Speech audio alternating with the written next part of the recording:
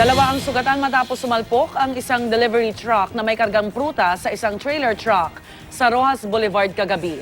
Narito ang report ni Von Aquino.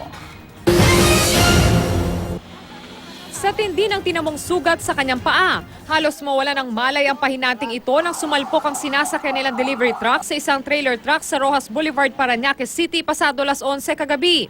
Kwento ng driver ng delivery truck, malayo pa siya sa trailer nang mawalan sila ng preno. Naka-full stop na yung truck dyan. Ngayon ako malayo pa ho. Ayun, nandasto ng gulong ko. Gaply akong preno.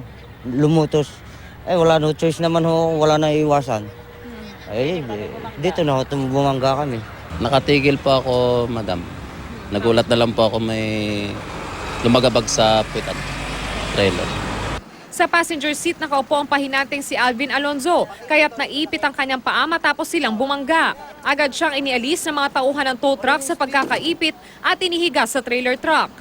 Titigil na kami sa stoplight. Tapos, Wala na akong preno. ano nangyari sa paa mo? Naipit to. Nasugatan din ang isang matandang babae na sakay din ng delivery truck na si Minda Alvarez. Galing pa raw Cavite ang kanilang delivery truck na may karga mga prutas. Matapos lapatan ng paunang Lunas, agad dinala sa ospital ang mga sugatan. Maharap sa reklamong reckless imprudence resulting in damage to property and physical injury ang driver ng delivery truck. Ito ang unang balita sa Parañaque City. Von Aquino reporting.